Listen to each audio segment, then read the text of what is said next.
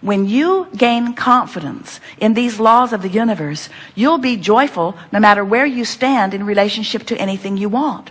So when we began here today, we asked the question, so what's this belief thing? I want it, but I don't believe it because I haven't yet seen it.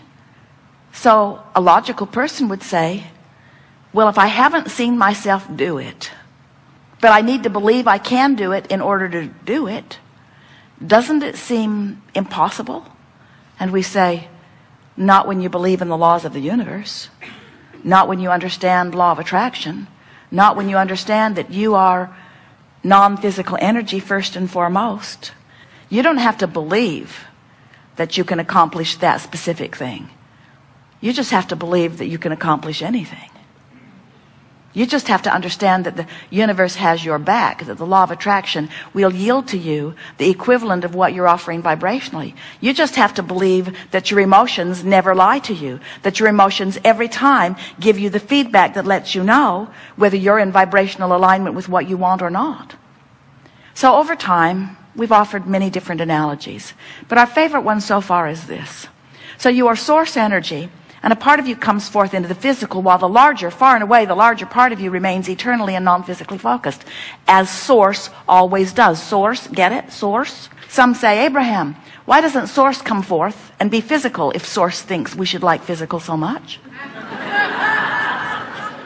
And we say that's like asking the electricity in your wall to come forth and be the toaster.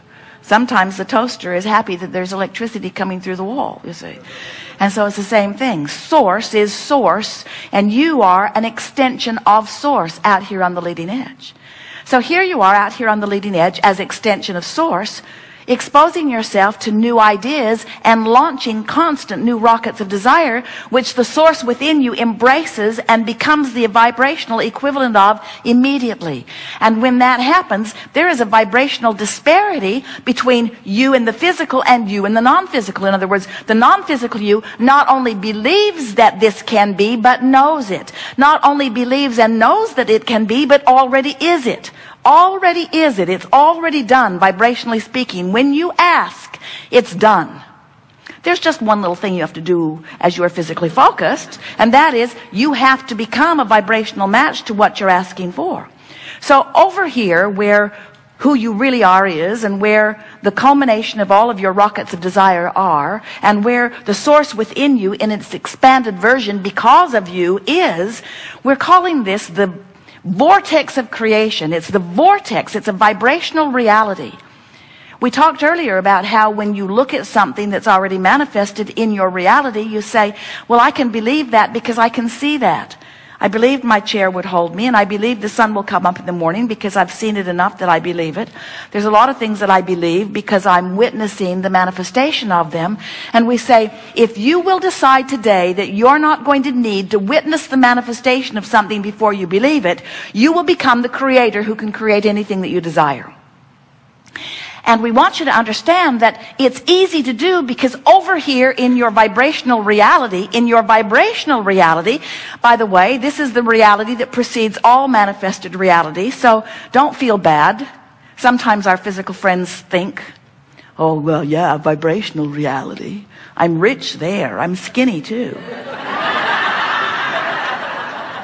But what we want you to understand is the vibrational reality always precedes the reality.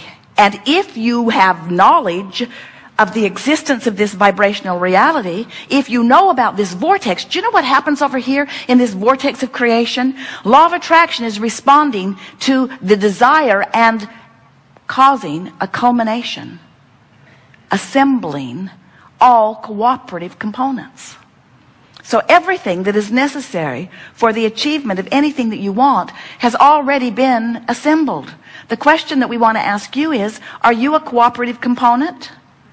Or are you over here keeping alive a belief of doubt that contradicts what you're asking for?